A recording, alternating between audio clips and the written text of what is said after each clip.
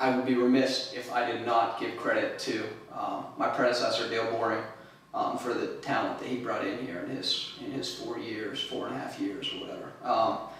He did a really good job at just kind of changing the culture of W&J cross country. Most first-time head coaches do not get to take over a program that is coming in as a preseason conference #1. So that was my first thought, was Dale did not leave the cupboard bare at all. My second thought was, it's very humbling to have all these coaches in the conference that have this respect for you and your program, like, hey, they're going to be the favorite. So, that was pretty special, just to be able to, all these coaches that I respect saying, hey, WJ cross country #1.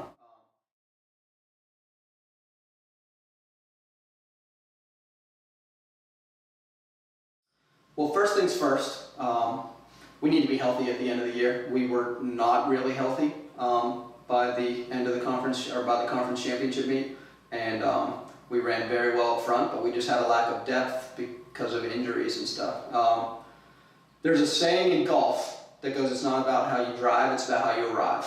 And last year we got out of the gates really hot, and we were firing on all cylinders in September, but by October and November we were kind of starting to fall off. So the goal is going to be, let's stay healthy, and if we're all healthy come October 27th, then I think we'll have a very good shot.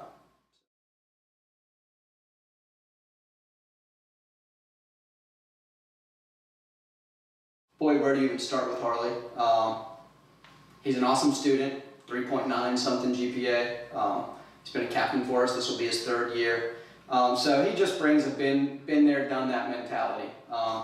He's been successful. He has progressed the way he should over his 4 years, and kind of like when you draw it up perfectly. So that's as far as what he brings to the team. He just brings a mentality of, hey, this is how you do it, man. Follow me. I'm going to do the little things right. He watches what he puts in his body. He ice baths. He stretches. He does all the little things right.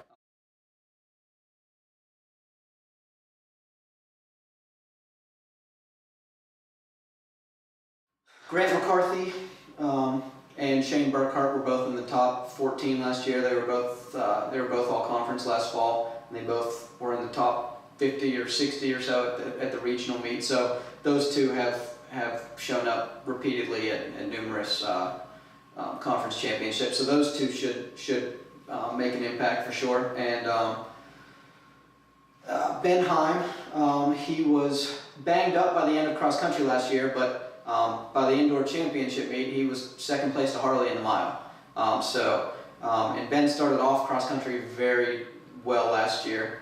So I think as long as Ben's healthy, Ben will be up in the thick of things as well.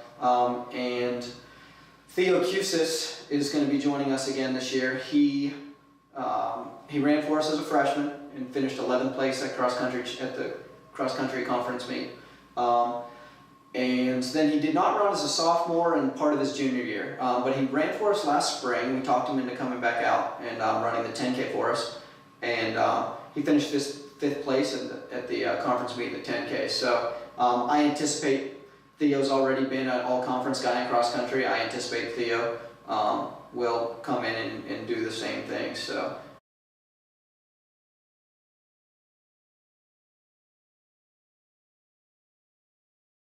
As far as newcomers coming in, Parker Laughlin will be a sophomore for us this year. He did not run cross country last fall, but he finished 3rd place indoors in the 800 at the conference meet. So I think he will come in and be able to help us right away. And then we have a couple freshmen coming in as well.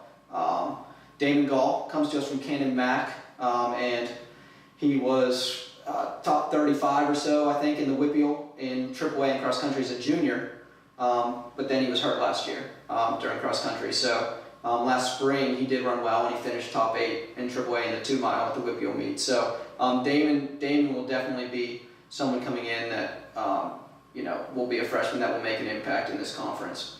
And then Joey Ardinger is coming to us from West Allegheny, and Joey's a very good runner. The name should sound familiar because his brother does run at Chatham and is a pretty good runner at Chatham as well. So, but Joey was top 40 in the Whitfield last fall in AAA and cross country. So I think Joey's going to be able to come in and help us as well. You know, and then obviously we have some other freshmen that can come in, work hard, and we'll see how everything shakes out. So.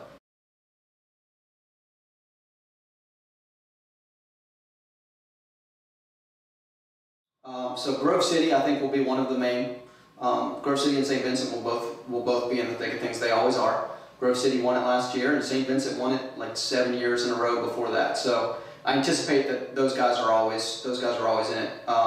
Geneva has been very good the last couple of years, at least since I've been here as well, and they have a very good returning group. But then you just kind of never know if another team or another coach has a good incoming class, or if there were some returners that had good summers. So there's always some sort of surprise at the conference meet, and there's always a team that can jump up in there and just kind of make a splash. So I would anticipate that there will be something that happens like that this year. So.